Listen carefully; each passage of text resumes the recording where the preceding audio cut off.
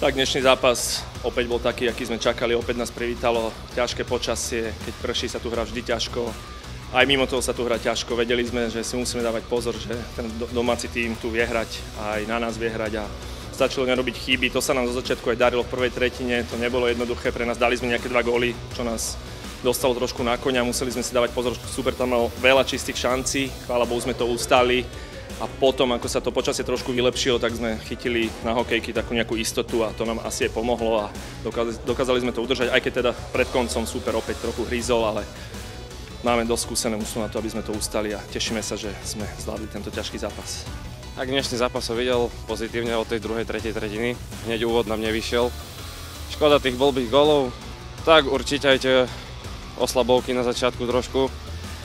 Aj ten zaspatý úvod, čo sme si púšťali veľmi hráčov od seba, mali viacej strel na bránu voľných a tak ďalej.